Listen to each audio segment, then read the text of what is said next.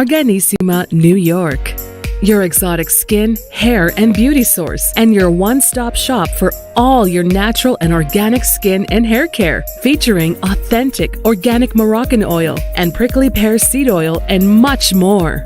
Bringing you only the best, straight from the source and proudly produced in the USA. So what are you waiting for? Shop today at www.arganissima.com. Arganissima, New York. Your beauty is our duty.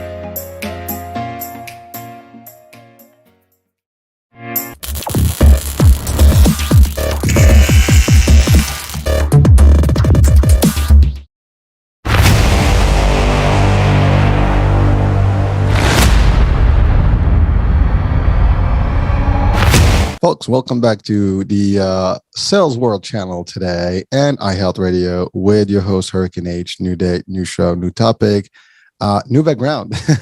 Well, today's we're in the world of sales and specifically the world of hacking people, social engineering, behavior sales. And as some of you know, I am all about sales. I love sales and I live in sales. I breathe sales. And my guest today just does exactly the same thing. He's a fellow podcaster as well. And also he's the CEO of his own company. And it is called Behavior Sales. And we're going to really feed a lot of sales stuff today. That's good. And by the way, this show is not necessarily for just salespeople. So if you're watching or listening and you see like, oh, this is just a sales, no, it's not. Because if you understand anything about sales, we do sales in our personal lives every day. So let's just be clear about that. So I want you to stay tuned and listen to all this because this is going to apply to your life and everything you do. So let's just, get that out of the way. So with me, I have Benjamin Bressington, and, he's going to give us a lot of insights today. Benjamin, or Ben, shall I call you Ben? Ben is fine. I'm happy with Ben. Ben it is. Well, Ben, listen, first, thank you for, being with me today, and hopefully we'll deliver a good, input here and then a lot of insights to the folks. And, it's going to be fun. I know it's going to be fun. So we're going to enjoy this. So first things first, as always, Ben, tell us a little bit about yourself, your journey, and then we can deep dive into the whole thing. Yeah. So, and for all of those listening, you might be like, sales I'm not necessarily interested in. But are you interested in having more influence or the ability to influence others to get what you want? So you can maybe get a promotion, career advancement, or have a more effective conversation with your loved ones.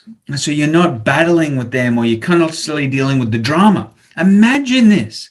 If you could see and predict how somebody was going to react to something, and you were able to control the reaction. Imagine if you were able to live life a little bit more less like a roller coaster of emotion. Because let's face it, if we don't know how to control our own emotion and understand the emotional response of people, we might get a little pissed off when that driver in front of us slows down, or when that person walking beside us on the footpath cuts us off, or when the server right now takes a little bit longer to process your coffee order, right? We're seeing a lot of people get frustrated. But when you can start to understand and predict what people are doing, it's kind of like seeing through the matrix and starting to understand that all people are wired in a certain way where they're going to react. And you can literally predict that reaction with confidence. Be it that family weekend dinner where it usually turns into like a crap show, like we've all been there, we've all been in those dinners, right? Or those awkward situations. So it's not just about sales. Sales at the heart of it is communication. It's just that the world of sales, where people live and die usually by making commissions on converting a transaction, they're usually a little bit more interested in improving. But here's the secret. Most salespeople suck. And it's for one pure reason. They spend less than $50 a year on being a sales professional. So if your livelihood is literally dependent on your ability to communicate, you'd think you'd spend a little bit more money, right? Most definitely. Yeah, most definitely. Like, I'm sure you invest in yourself, in your development, and a lot of people, like, they miss understand the communication basics. And what I'm really sad to say is that a lot of the communication tactics that are preached by sales professionals or preachers or leaders in the field are outdated and old. And as a result, they cause what we call behavioral resistance, where you're actually having a communication with somebody and you get an uneasy gut feeling in your stomach about when you're communicating to them, or the hairs on the back of your neck stand up, or that salesman uses that line, well, at the end of the call, we're going to make a decision if we're a good fit for each other. So you know what you can only think about now? That decision you've now got to make at the end of the call, and you're like, I don't know if I want to make the decision. Like, you've already created anxiety just by the word you're using. So who am I? My name's Ben Bressington. I studied gamification and criminology. So what that means is I learned all about profiling criminals. I wanted to do what they did in CSI in Australia and join like the federal service to profile criminals. But instead, I profiled sales and marketing people to help them improve their sales conversions. But I didn't realize I was doing that for about 5 years. I was applying what I was getting taught by the FBI and federal level agencies on how they catch criminals. And I was trying to catch customers. That's where I started and how I got involved in the journey. Does that make sense? Oh, well, I actually did a better job than I did in terms of getting people excited about the show. So, well, you make perfect sense, and you're right. And that's the biggest mistake in sales, is that we all look for the kill, the end of the line, the finish, before we go into deep dive and get to make that connection with people and communicate with them what's there and so on and so forth. That's a big deal.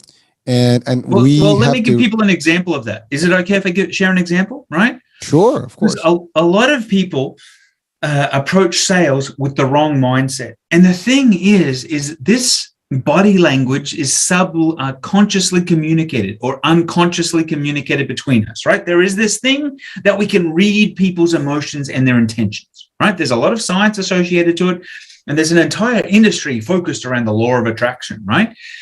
But here's the example.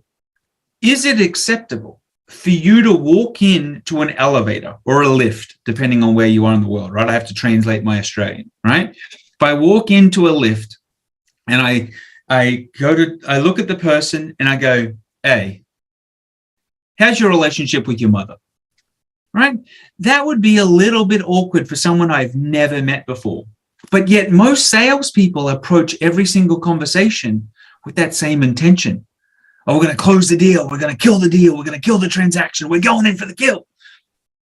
So the whole conversation is built off resistance and manipulation. And that's where science is now showing us how we can be more effective and actually connect with authority and influence, if that makes sense. No, it makes great sense. And actually, that's the reality of things. And first of all, I'm impressed when you talked about your background. So you can read minds. You can figure out people before they can figure themselves. That's great. And that's true. I mean, again, that's the biggest thing. Sales is behavior 101. It's all about, I mean, all the studies that actually push, marketing and things is all about behavioral stuff and how people are, making their choices and decisions and things like that. So really it's all about that, the body posture, everything can determine, what's going to happen next. And you're right. A lot of sales professionals may get into the profession a little bit, off, not from a training perspective. So they don't get the right training and whatever that is. And they learn on the fly, because we have something in all of us that is sales. Everybody can think of themselves as a salesperson. Everybody probably can sell something, but you're right, it's how you do it and whether you get the outcomes that you deserve or not. And most of the time when you lose a sale is because something was not right. And there is I always call it's a science and an art in sales. Mm-hmm. The science is the methodology is what you do, how to get there, and the behavior and all that is in there. But the art is your style, and how you get into the discussion, and you get into that person's heart and mind, and they really feel it, and they're not really, to your point, angry or eager about what that decision is going to cost them. Because that's the thing, when we in front of salespeople, we're like, well, how much is it going to cost? I mean, everybody's like usually like, skip to the end. What is this going to cost me? But if you move away from that, and usually good salespeople can do that, that's the last thing I want to discuss with you is the cost. I want to see this is how it's going to mean, what's going to mean to you. Is it going to work for you? What are your needs? Right. You're 100% right. And there's two different types of communicators, right? And we'll put it in the world of sales because we're talking about sales right now, right? So the thing is, in the world of sales, there's a product pusher, right? Which is traditionally that dirty car salesman, or a lot of people in home-based business, network marketing, like there's a 3-foot rule, like if they're breathing and fogging up a mirror, they're a lead. Well, that's not really the case, right? And it's not really the way to approach everybody as your next payday. So there's a product pusher or a problem solver. And the problem is that most of us don't even know the right questions to actually identify the problem. And it's not logically addressing, because there was client-based selling over the last few years, right? Client-side selling, all that type of stuff. But what they don't realize is asking logical questions doesn't create an emotional sale. And the problem is if you don't know how to ask emotional-based questions, you'll never create urgency. And one of the big things we've been able to analyze in communication is people will communicate using two types of motivators, either intrinsic motivation, where I'm trying to motivate you internally and you're persuading yourself to work with me, right? Or buy the product or whatever, because your words are the most persuasive words. Or I'm externally motivating you. And if I'm externally motivating you, I'm using price, I'm using pressure, I'm using anxiety, I'm using excitement, right? And excitement can actually create resistance, right? I don't know if people are paying attention, but just notice what I did with my tonality, how I slowed down. 80% of all communication is actually tonality. So the thing is if you start just to understand a little bit of this, and here's the tip for anyone who's trying to pay attention and right now captivate more conversions in their life, approach every conversation a little bit reserved and cynical. Don't be excited. Don't be a hot mess. Just approach things and go, hey, but why do you want to work with me today? So you got on the call today because you clicked on an ad. First of all, did you find what you're looking for? Or are you still looking? If you literally ask people that question at the start, it'll transform your entire conversation. You know what pisses me off? There's all those people, the salespeople, and we get on a call and they spend the first 10 minutes talking about sports and the weather and how much it snowed. I'm like, man, I don't care. I got stuff to do. And what they don't realize is their rapport building method is actually broken. Does that make sense? Well, it does, and Ben. So there are some schools of thought that because I've been to a lot of those trainings in sales, and there is that building the credibility, the rapport piece. But you're right; it's just how it's done, and whether it's appropriate. I mean, you cannot take the wrong context and feed it into someone that's not interested. You got to find their motivation. But the thing is Michael Jordan even says it best, right? I can take 1,000 free throws a day, right? I can shoot 1,000 free throws a day. But the thing is, if my form is wrong, I've done it 1,000 times incorrectly. And the problem is that most people have been taught a method, and the method no longer works. Where if they got taught a model adapts and uses data-driven to understand. So the problem is you got taught a method that could have worked in the 60s. Anyone who follows AIDA, the AIDA method, attention, interest, what's the last two? Do you remember? No. Desire. And so it's the AIDA method, right? That method was created in 1840 to motivate people in sales and conversions back in 1840. That's over 150 years ago. Do you think consumer intelligence and consumer buying patterns have changed a little bit since horse and buggy days? I'd say a lot more than a little bit, but it's only a century and a half, right? I mean, so no, I mean, and more definitely these last decades than ever. I mean, we're moving at the speed of light in terms of behavior and change and everything. Where our influences are different, everything's different, right? Ben, I just want to go back quickly, because when you were defining, the reason behind sales and in the approach to sales, which is communication, you really stated the best, and this is actually for your life. We can twist this any angle. We can go talk about how you can be the best salesperson in your business, or best provider of service, whatever, or best communicator. But really, in your life, you're transacting with people every day, friends, family, parents, kids, you name it. And that starts at early age. I always said this, kids are the best salespeople because they start doing that and they get their stuff anyways. But the idea is all about 3-point communication, and understanding. That's the other thing, listening. I mean, you can't possibly know what you need if I don't listen to you. If I don't ask the right questions and get the feed in, and I need to know your stuff. Because if, like, to your point, if I jump, and just throw in stuff at you, and shove it down your throat, it's not going to do anything for you. To your point, that's the anxiety. It's like, no, this is not good. And we already know this. People have resistance on anything sales, even humans. Even relationships. 100%. And here's another example. Have you ever been on a sales call or been talking to somebody, right? And they're trying to pitch you something, right? Mm-hmm. And I call it, because in communication, you're doing one of two things, right? It's like a pendulum. You swing. You swing between posturing, which means you're doing posturing out of fear and anxiety, or you're collapsing out of fear and anxiety, right? So the thing is people who become better at communication kind of take control of the pendulum so it doesn't swing so aggressively. So the example is, have you ever been on a call where the salesperson started negotiating with themselves? Right? You're smiling, right? The thing is you get on the call and you're like, and they might have just gone quiet for a few seconds, or they might have just gone, right? Thinking. And you're like, well, you know what? We could probably knock 25% off if you take action today and if you're going to move forward. And you're like, oh, I don't know. I'm going to have to talk to the boss, right? And they're like, what about if I got you 50% off for your first month? So the salesperson starts collapsing and negotiating with themselves. Right? Mm-hmm. Simple misunderstanding of intention. I love the way you position these things. It's pretty cool. I mean, you're definitely, you are your CEO. You are the CEO of behavior sales. You get that. That's the seal of approval. But yeah, obviously you don't need that from me. But the fact of the matter is, I mean, you enjoy this and you understand it. And to your point, this is really mind stuff.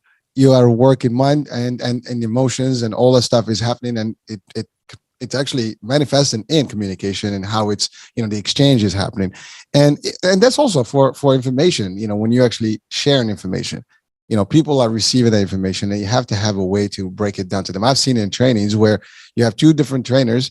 Again, training is sales too. It's information that is being shoved, but if people don't get it, it's not going to, I mean, I'm sure you've done sales pitches and presentations and trainings and things and talk shows, even sometimes. You can bore people to that, or you can get them excited, right? and if you don't get that connection, that fire, the energy, and you don't feel the vibe, and you don't get that, that real interest, it's over. It's a done deal. It's you're dead. And that's not good. We can clarify exactly what you're saying, right? Yeah.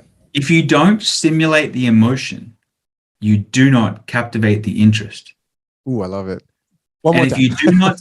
If you do not stimulate emotion, you don't create urgency or interest. So the whole goal of anyone, so if you're communicating with anyone, I don't care if you're communicating with your grandparents, right? Mm-hmm. It's all about captivating focus and leading focus. And in society today, we've got a massive, massive problem. Do you know what it is by any chance? Oh, there's a lot of problems today. So. There's a lot of problems. They're too broad, right? So people are like, yeah, there's lots of problems, man. I'm not sure which one. But here's the problem with what social media has done. They reward you for captivating focus. But most people have got no clue how to lead the focus once captivated. So what happens? You keep scrolling. The thumb keeps moving. 3 seconds, and then I'm gone. So your only skill you've got to develop is how to captivate and lead. Because if you can't lead the conversation, if you can't lead the focus to the next step, if you can't recaptivate all the time, it doesn't matter. Like, have you seen all these social, like, it's funny, you see all these social media people, they got 10 million followers, but they're broke. They're living in the parents' basement because they don't know how to monetize it. They don't know how to lead the attention they're getting. So all they keep doing is stupid stunts, like Insta famous. Yeah, that's great. But if you can't buy the lunch or the $100 steak, then what's it really matter? I like your style. Oh, man. But you're right. You're right. Well, I mean, you just said it perfectly here about, the social, right? I mean, one of the things that the algorithms are used, and the way they use it, it's really exactly that. I mean, if you scroll on things, you're not going to get the feed from those things, like, so a subject matter, whatever. If you spend few seconds on any, then that TikTok, for example, is notorious about it. If you just start looking at sales for 2 minutes or 2 seconds rather, you start seeing a lot of stuff about sales, anything about dress code, about whatever. If you just like switch up and then you get something different, and it's not that's just an AI working in the back end using these same concepts. But you're right. If you're on Facebook or even on TV or YouTube, whatever you're watching, this is not good. But you get a nice little thing that like, oh, wait a minute, I want to see this to the end. And once you do that, and that's really the bottom line, you want to see it through. And if I don't get, and that's the other thing, like, this is a talk show, right? When I started with the disclaimer about sales, I wanted to make sure that people don't just like, okay, this is not a sale thing, we're moving. I want it to be where people understand this is things these are the things that you can use in everyday life that will help you with your spouse, with your family, with your relationship, live happier. Because if you understand all and avoid conflict, that's another thing. You can read that stuff. Let's share one little body language that people can watch for. Like there's I got trained by the guy who trains the CIA on body language, right? So body language, hypnosis, stuff like that. It's a lot of interesting stuff. So you will not have to spend 2 years mastering it like I did. I'm going to teach you one little thing you can look for right now, which is going to actually determine if people need reassurance. And in the sales or any communication, right? Having to reassure someone is really important, because if you don't reassure them right now, you're going to have an objection later, or you're going to have conflict. Yes. Right. So people are going to be unsure. They're going to be not confident. It's really easy. Do you know what the body language is? Since you've done some hypnosis and some stuff like that, what do you reckon it is? Breathing? No. Breathing is something else. I can't think of it. I'm sorry. I put him on the spot. Boom. He's under the spotlight, and the brain is getting flustered. Right. So here it is. Yeah. I picked up my pen for a reason. If anything crosses my lips, right, and goes towards my teeth, it's called object insertion. Right. And you start chewing on a pen. Ladies might chew on their hair. People might chew on their nails. Right. That's when you need reassurance. So if you're in a conversation with somebody and they could start chewing on their straw. Like next time you go to lunch, next time you go to a restaurant, next time you go to Starbucks, just have a look around. And I promise you, you'll notice somebody chewing on their straw, or the stirring sticks in at Starbucks. They'll be sitting there in the conversation and they'll be chewing on the end of it like a piece of straw. And you're going to be like, that crazy Australian told me that person needs reassurance right now. Right? So what they're saying is what they're listening to or what they're speaking. So you have to understand the context, right? Mm-hmm. Context is king. Yes. Who's talking? Are they talking or are they listening? So whatever the topic that's going on right now, they're kind of uncomfortable with, they've got uncertainty, and they've got some questions that I need to get into. Does that make sense? Well, it does, actually. I mean, we see this behavior all the time. We just don't pay attention to it because it's just so standardized. It's all over. And that's why I called my book "People Ignorant." We've become ignorant to the fundamentals of communication, and now AI, technology, and social media is using our basic communication styles to exploit us, to manipulate us. And we don't know why, what's going on. So just hold on. If you just understand the basics of communication, you can predict everything. You can, and well, there's you said it. We talked about body language and behavior and movement, right? And one of the things that I know for a fact from personal experience. I mean, first of all, I didn't have the training that you had, so I can't even get close to it. Especially I mean, getting someone from who trains the CIA and all this stuff on behavior and all that. But the fact is, in martial arts, there's a similar form of observing movement and body language and things and behavior, whether it's speech or little body language, and we have to. I mean, I've been in martial arts in my life, and that's one thing I've learned way early. Like, someone gets in your space, someone's getting agitated, someone is making moves, hands up, hands down, all the angle they position themselves, all that stuff. Like, you're like literally everything around you, you're like observing everything, because you have to be mindful of what's going on. And that's actually, I applied those concepts even in the discussion. Someone gets like in your face, get closer and agitated. Even in sales, some people get really like, mad, or like, oh my God. And so you have to be able to observe this. Like, is it time for, and even if someone's just staring at you, sometimes they get that cold eye, it's like, you're like, and you're like, what the hell's going on? Am I doing a good job? I'm not doing a good job. And you start like thinking in your mind right now, what's going on here? You lost this whole discussion. So those are some of the things that, again, at least in my world, that's how I see them. But you're right. I mean, not everybody can identify these things because they're not really trained to it. And you're right, the keyword ignorant, because that's not something we're trained on. It's becoming, you're 100% right. It's becoming aware of. And the more you can become aware of your surroundings, martial arts fantastic because it teaches you to also roll with the flow of energy, right? Some of the martial arts are literally constant rolling. And in a conversation, we always hear about active listening, but most people don't do it. They're sitting there taking notes, so therefore they're missing it, right? If you don't invest in a call recorder, or you can't record Zoom or record things automatically, you should be paying attention, because I will convert more when I can sit there. And here's a secret to active listening. If anyone wants to actually be a better listener, right? I don't think many people would, but we'll give it a try, right? Sure. The thing is, as we're communicating, you should be saying, really? You've probably noticed me doing that a little bit. Your Hurricane's sitting there. He's all quiet because of the podcasting mic. But the behavior guy's sitting there going, you're right. That's awesome. Really? Because it shows I'm paying attention. Yeah. And that's a technique that's you. I mean, again, I'm doing the same thing like you talking like, and I'm with you. But you're right. You have to reiterate the idea that you're still present, because you'll lose someone quickly if you just completely just like looking at them blind with no motion, no emotion, no motion. It's just dead. I mean, that's actually a killer in presentations. I hate when you go to a place and you do a presentation and people are just staring at you.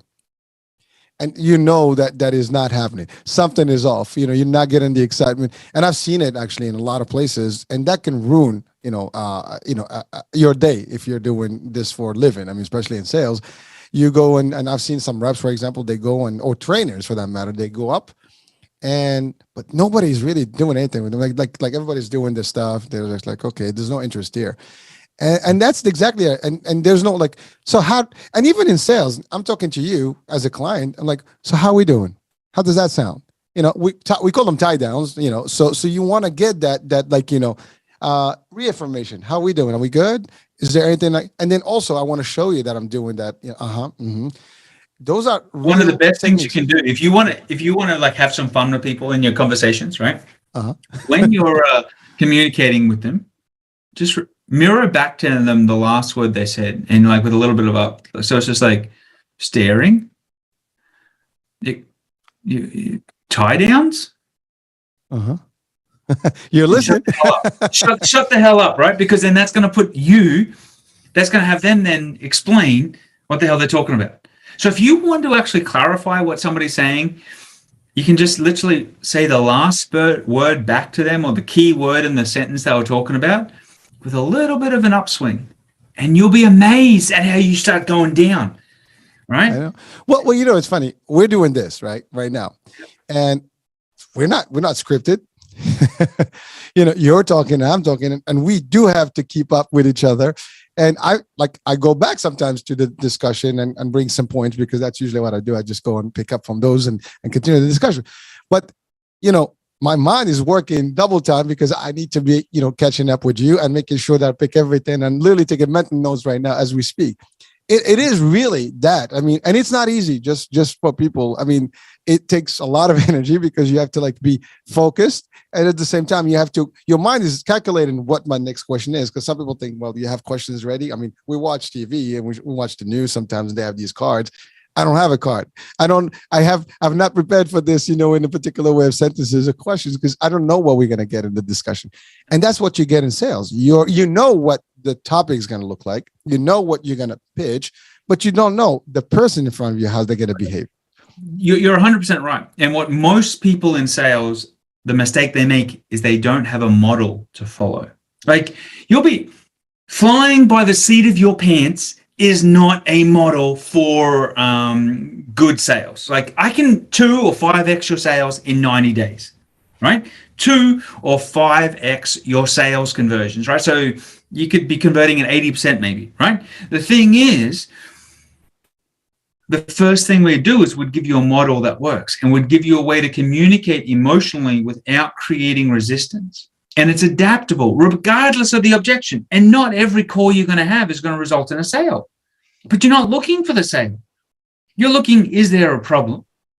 Is there emotion connected to that problem? Because if there is no emotion, there is no urgency. So that person, yes, they want to lose weight, but they're going to McDonald's and they're just ordering their second Big Mac for the day and a big tub of ice cream. So you know what? Yeah, it's just not a fit for right now. And that's okay. So you know what? I don't even want to sell them, because selling them would be a complete waste of my time and theirs.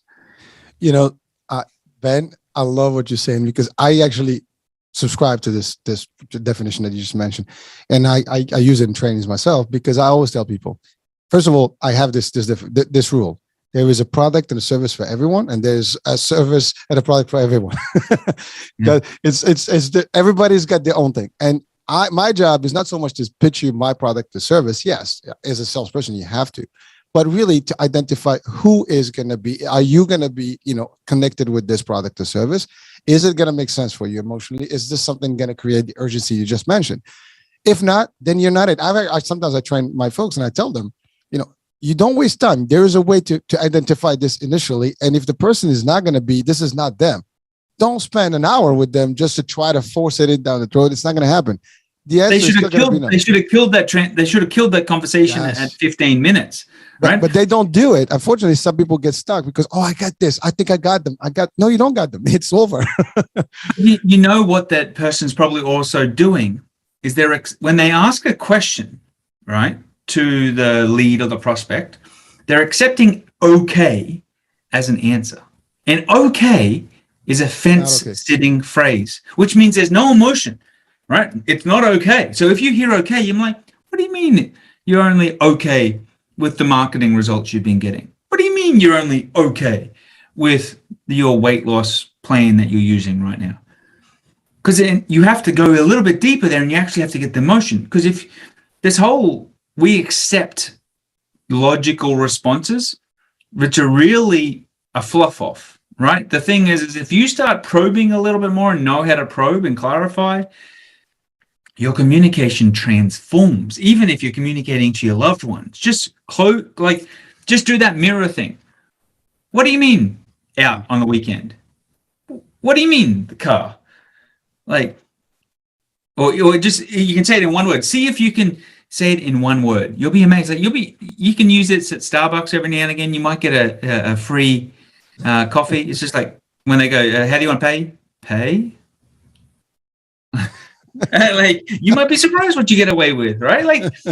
You might get a good guy discount. Who knows, right? You'll be surprised if you don't ask for it. And if you start to look at every conversation as a game, and when you study this behavioral stuff, you'll start to see these common threads on how you react to certain people differently. And you'll be like, oh, that's why that guy's pissed me off all the time, and things like that. Did you want me to talk about the 4 different personality styles, or we'll skip that to another time? Oh, we will talk about that. but I wanted to go back to 2 things. One, active listening you mentioned earlier, right? And I mean, it is supposed to be, listening is supposed to be more than talking in sales. And most of us, we do the opposite. And we think more talking, more pitching. That's why they say, oh, he's a sales guy, she's a sales guy, because she talks and he talks. No, it's really, to your point, more listening. And of course, there's listening, there's active listening, which is like reiterating, understanding, like making sure that they see that you are part of that discussion. And you said it, one of the ways is like, well, so what you're saying is, right? Am I getting that correct? So I am getting that from you. Right. Yeah. And we, in our software, and with behavior sales, we actually analyze who asks the most questions. And in the new model we actually teach people for sales, you can be pitching less than 10%, right? Less than 10% pitching. And the thing is in the old model, you're pitching 80% at a time. So we actually flipped it, and it's more effective because there's less resistance. So the thing is we want to track is who asked the most questions. Did you ask the most questions, or did the rep ask the most questions? We actually can analyze the words people use, right? We can actually show you if you have influence over the person you're communicating with based on the words you're using and based on the words they're using. And if you don't have influence, and it's got nothing to do with how you've built rapport, because I can show you how to get on a call and be actually talking about the meat and potatoes within 60 seconds. You build rapport faster. Because when you get, like, I'll put it in context for people. They're like, Ben, pump the brakes, right? Let me slow this down a little bit, right? When your doctor calls you, do you spend the first 5 minutes talking about the football game on the weekend or the great steak you ate last night? No. They're on and off that call within 60 seconds. You've waited all day for it. They get on, they tell you what they're going to tell you, and they move forward, and you accept it. Yeah, when you get on, when for some reason salespeople or communicators who are trying to gain influence believe I've got to know, like, and trust you, I can create that. I can manufacture that in seconds, how I present with confidence. The secret is, if people really want a secret, everybody wants to be led. Are you willing to lead them? That's and there's powerful. 4 different styles in which to lead people. That's literally the secret. The problem is you'll jump on a call, and from the minute you say g'day, you weren't ready to lead. You were distracted. You're preoccupied. You're multitasking.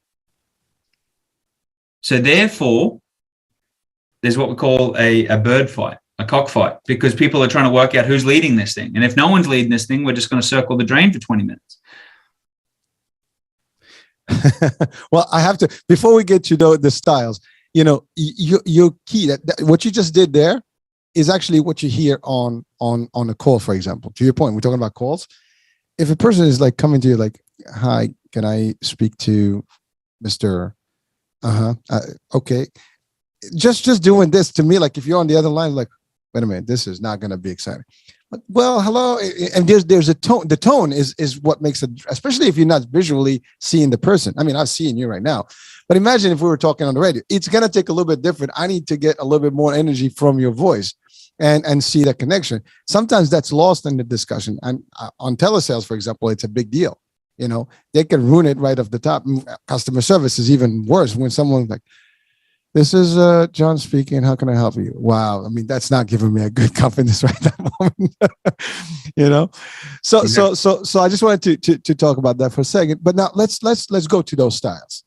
Those 4. And by the way, the leading piece is a powerful piece. And unfortunately, I mean, we live in a world, right? There's less. I mean, more followers and less leaders, right? I mean, and that's unfortunate. That's just the way it works. Yeah. Huh? What? Just look at social media, right? Everyone's a follower. That is, well, a lot of, like you said, millions of followers, and but that's the other thing. I mean, I have to say, there's more now. People are getting into it. They discovering themselves, which is, it's given and open to a lot of people that had talent, had opportunity, have had the drive to do that, and they're doing it. But that's great stuff.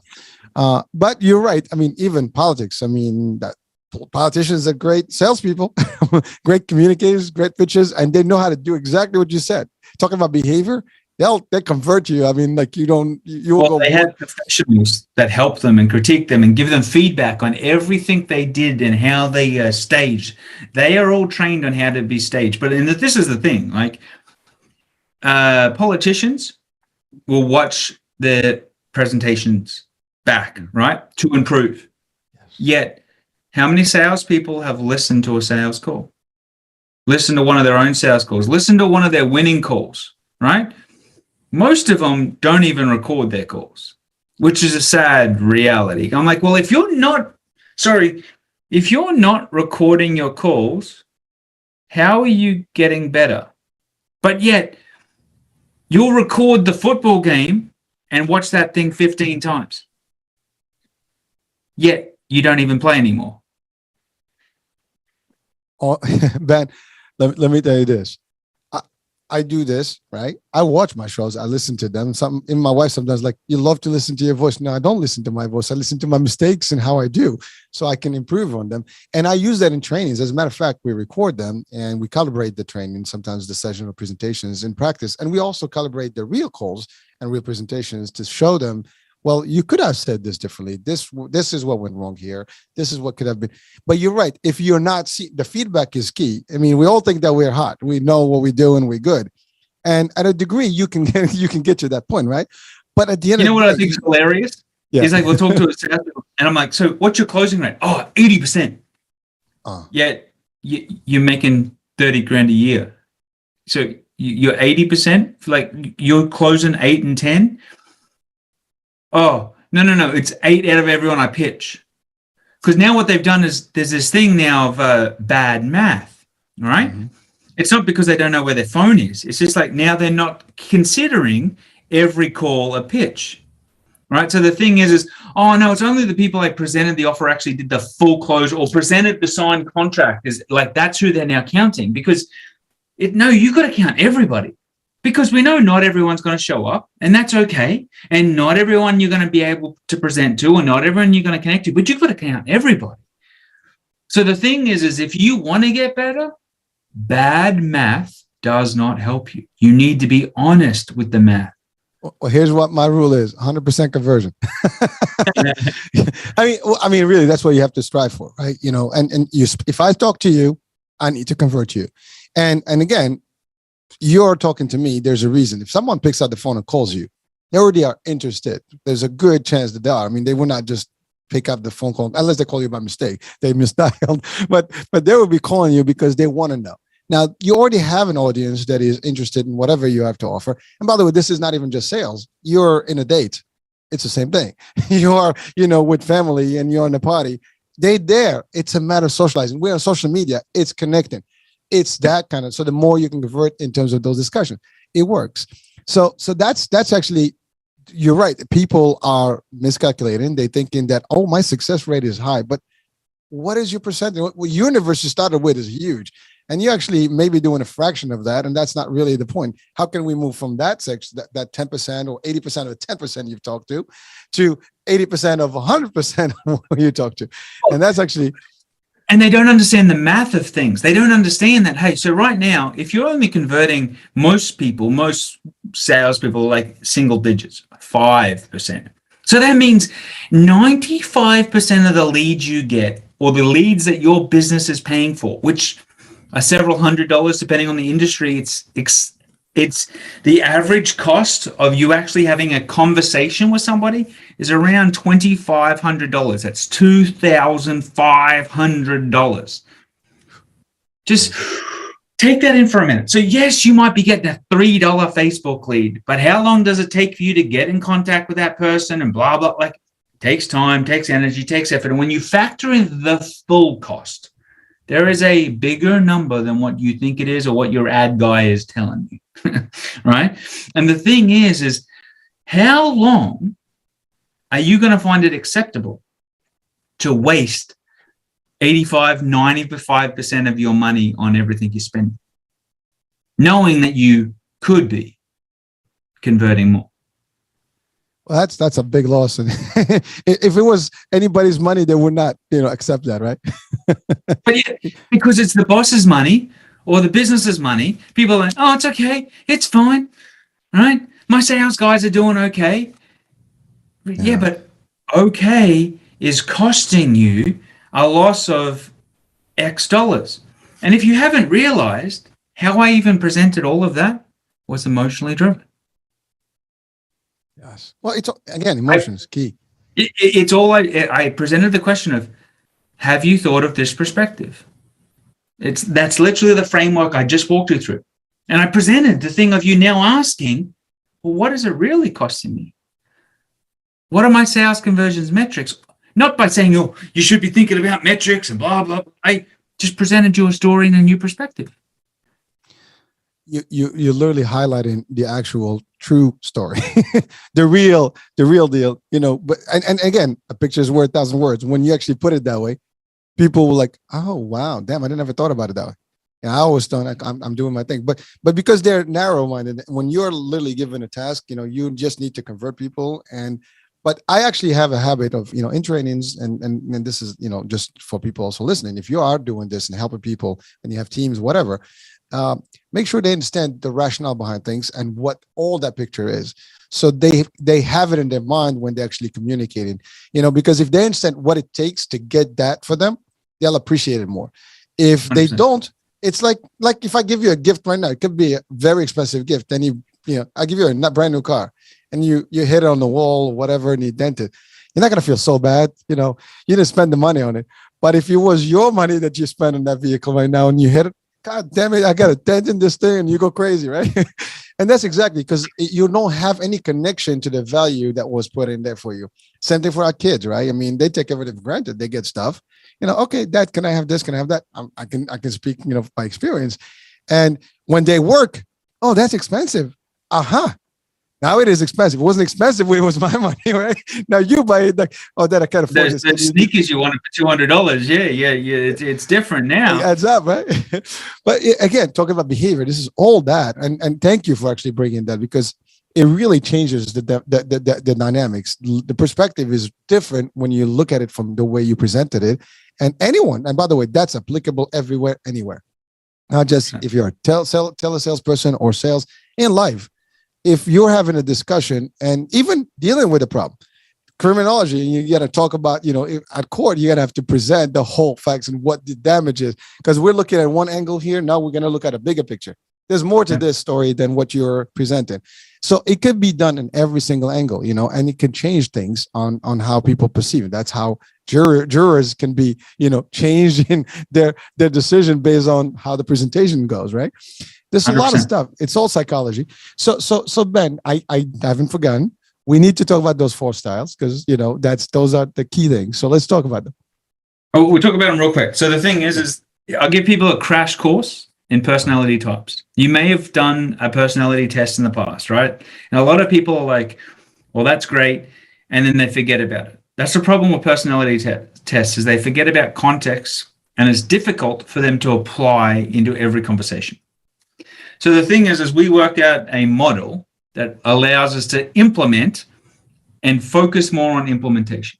And I had to make it simple because I'm a simple type of guy. I'm Australian. We like beer and barbecues, right? And relax on the beach, right? I don't want to be working more than I have to, right?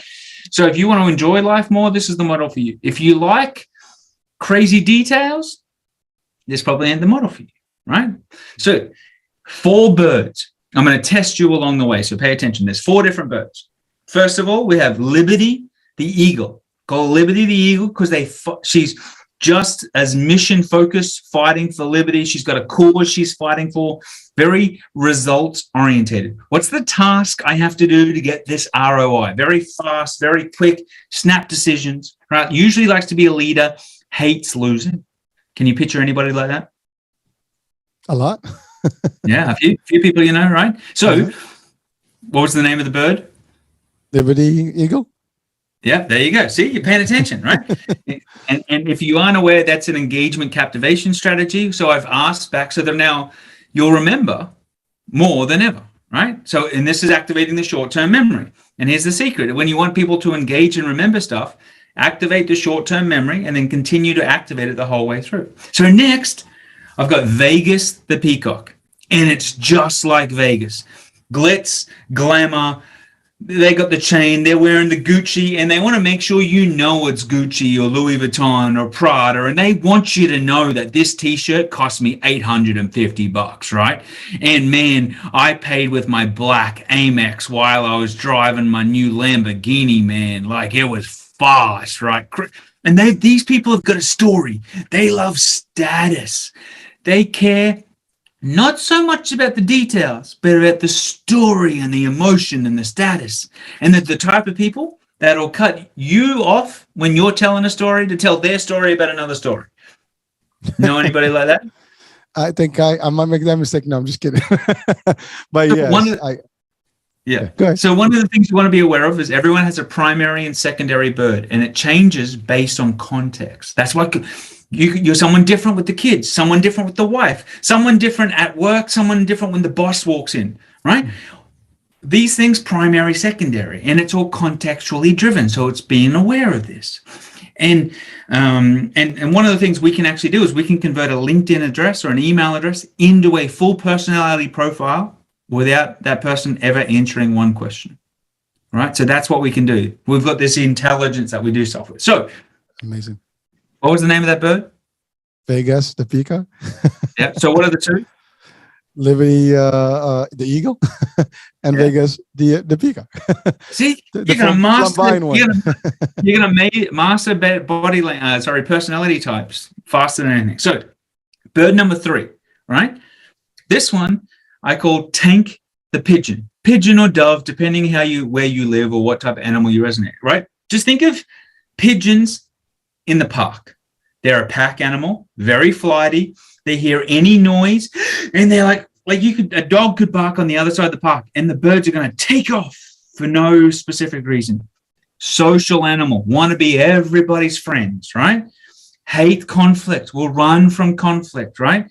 They're the type of person when you take to lunch, right? You never, ever, ever take them to the Cheesecake Factory, because they're going to see that menu with 500 items on it, and they're not going to decide. You're going to go, hey, you want to go to lunch, man? You'll be like, oh man, I don't know.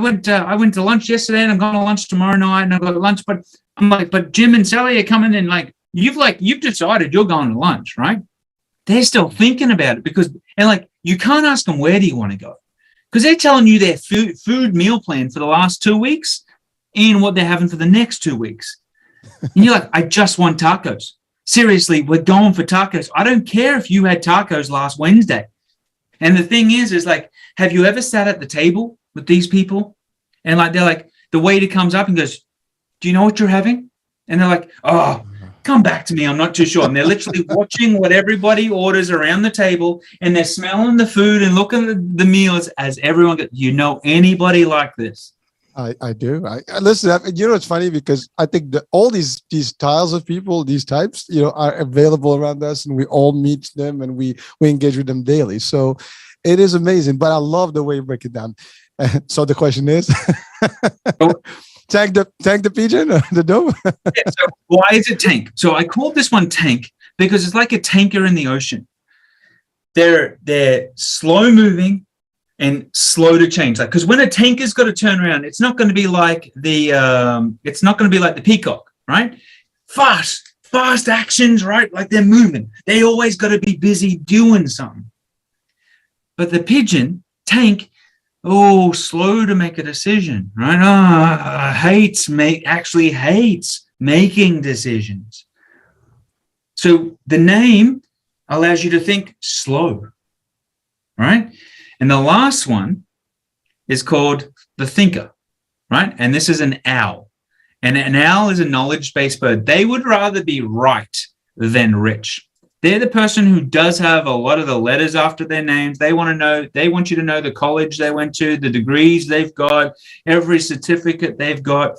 When they say they're going to think about it, they're literally going to think about it. So what you need to ask that person is like, what's your usual decision-making process when you go through this for something like this? So now they're going to tell you instantly how they make decisions, how they make logic. This person wants to read every white paper, wants to watch every testimonial, may talk to your clients, will read every blog post and news article that's ever been out there about you. And they'll come with a list of questions and need you to answer every question because they want the analytics. And the thing is the secret to selling these people is saying, look, this is a 5-step process we're going to walk through. 1, 2, 3, 4, and 5. This person intrinsically needs to complete all 5 steps or they get anxiety.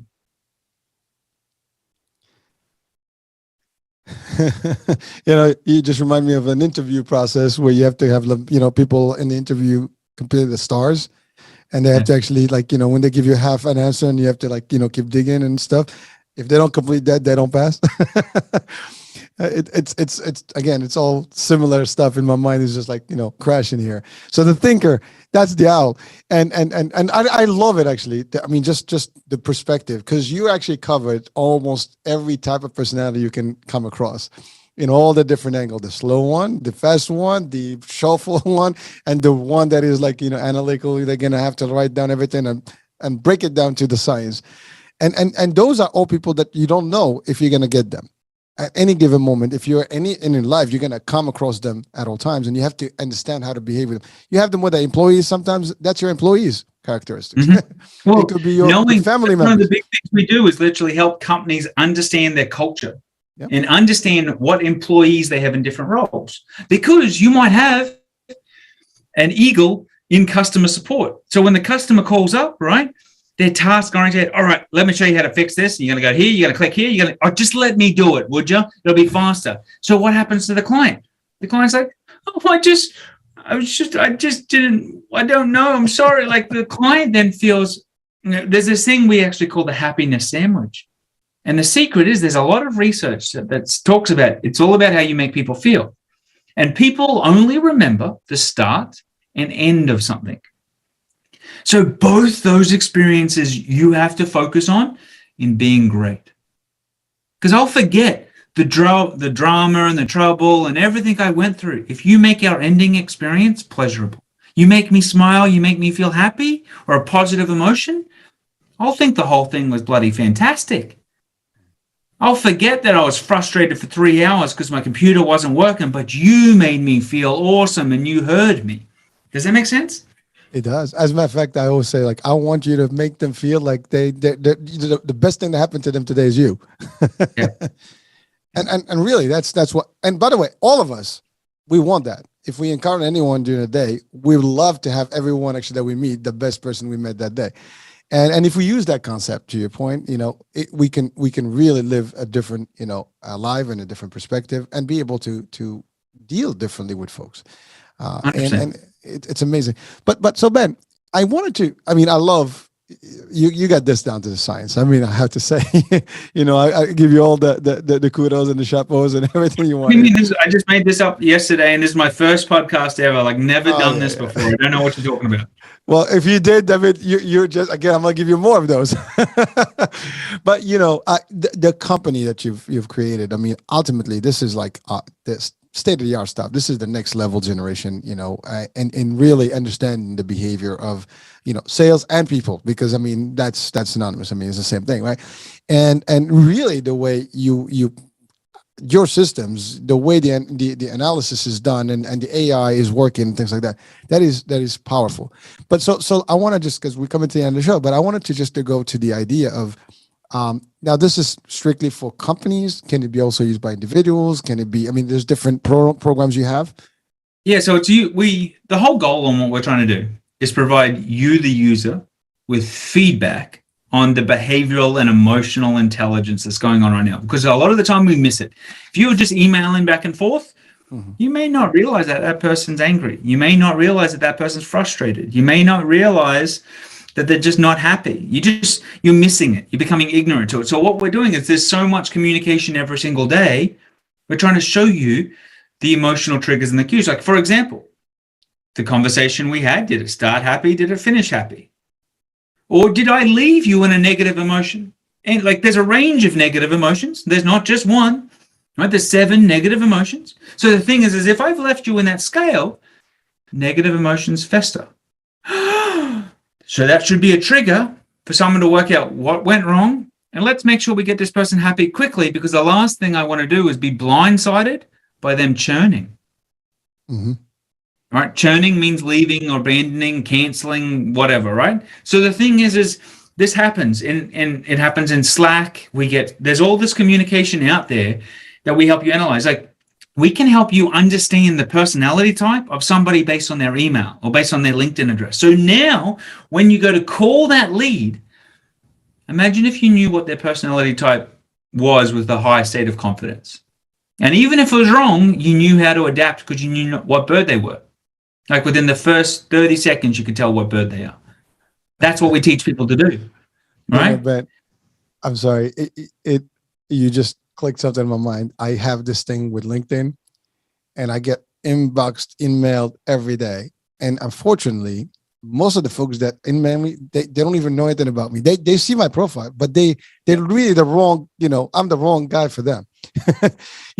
And I always wonder, I actually wanted to do a whole show about it, just to discuss this, because it is, and that's the wrong thing. Like, you're not going to, as a matter of fact, I ignore you because I don't even respond to those. Here's the secret we do with LinkedIn. So I take that LinkedIn list. So we get a list of 1,000 people, right? I run it through our software and we segment it into the 4 personality types, 4 birds. I may not want to deal with the owls because they make me work harder. They frustrate me a little because I'm not that like the engineer detail person, right? So I give them to somebody else because I don't want that conversation. I can deal with it. I can be an owl like the best of them, but it's taxing, right? So we know what the 4 birds are, and we create 4 different pitches based on the birds. We have a 30+% response rate to cold leads when we do this. That's pretty impressive. I mean, cold leads, that's usually the 1 to 2%. 30% is pretty big. Because I'm talking to your intrinsic motivators of your personality type. That's the only difference. One extra step, we filter and segment that. I can write different ads. I can write different follow-ups. Imagine that. If your business was able to create different email campaigns, or maybe you look at your sales team and you work out who's who. Who's the best person to be having a conversation with this person? Not just round robin, but round robin based on their personality type. I like that. Kapow. Well, it's amazing because that applies also to even tasks, right? You don't want to assign tasks to the wrong people. You have to find what's the best, potential they have, and you put them in the right role, and then you get better things. And again, that's understanding the behaviors of people, understanding the styles, the personalities. And again, you said it, there's 4 kind of groupings, and you just have to like, which category do I fit in? Am I the eagle? Am I the owl? The example I give to people is having an owl accountant is fantastic. Yes. Having a peacock accountant who's very status and fluid with the details, not so good. Definitely not going to work. Well. So now, ultimately, the company is available for folks to reach out to you and or to I guess to services. This is are the trainings? Are they, or you do just the service themselves? So we've got consulting services, we've got software, we've got coaching and trainings, and we can actually help people go through our mentoring programs where we actually help them 5x their sales conversions. And we're literally looking to optimize their sales experience. So there's 3 main things we do, right? So we help people shorten their sales cycle, improve their sales conversions by reducing sales resistance, and identify and predict churn. And we can predict churn of employees or contractors as well as clients. So that churn falls into that company culture. So if you want to compete now in today's world, having a tighter culture and people who are committed, because let's face it, they call it the great resignation right now. 60% of your workforce are actively looking for new opportunities. What's that going to cost you over the next 12 months? Training, hiring, ads, this, that, the other, and then for nothing. Yeah, you're right. It is a very, very, I believe I experienced it too at work, and it's not easy. It's tough when you. Most people don't realize that they can't survive the churn rate of some of their employees, sales, wherever it is, high turnover, right? If you're highly turning over, it shows you there's actually a culture conflict, right, going on. Could just be the wrong personality in the wrong role. It's amazing when you identify that and you can adjust that. Little things, because like some people don't realize the impact on that churn, just even on the workplace. And by tweaking that, you can get ahead of that and stay competitive. And I love it. And I think all companies should be looking at that, especially these days. And also there is a change in the behavior in general of employees and humans. I think the pandemic also had an impact. I mean, it just, people are not anymore the same. I mean, we've experienced it even recruiting, just commitment to interviews. Back in the days, people lined up for interviews. Right now, they don't show up to interviews. Well, I was talking to one business owner the other day. He said, I interviewed 10 people. I gave them all the job. None of them showed up for the job.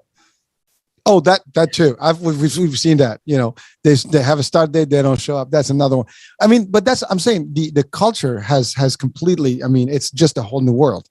And in talking about churning, staffing or customers, you know, companies have to be aware of that. I mean, the reviews now are important. People have to look at what people are saying about it, you know, so on and so forth. Taking 2 weeks to onboard some people is wrong. If you don't have them creating a win within the first 24 hours, your chances of losing that person is ridiculously high. Even salespeople, you should be able to onboard a salesperson and have them on the phone by the afternoon, same day. It's about teaching people need to know skills and developing on the fly, right? Not going, okay, we're going to sit in a training room for the next 2 weeks and then we're going to be active, because there's certain generations of people actually hate that, right? Because they have to learn through doing and action. So that's one of the biggest mistakes that, as you said, the COVID, everything that happened in that cycle, it made people reprioritize. And activity is usually how people are connecting to their emotions. It's through an action I feel. And making me sit makes me think and therefore not feel. And therefore I'm going to go somewhere where I feel, which is not going to be back here tomorrow. I mean, that is scary statistics. I mean, you know, it's amazing. I mean, you guys obviously doing the work and you've seen this and you're putting all this stuff, you know, as numbers to share with potential customers and clients.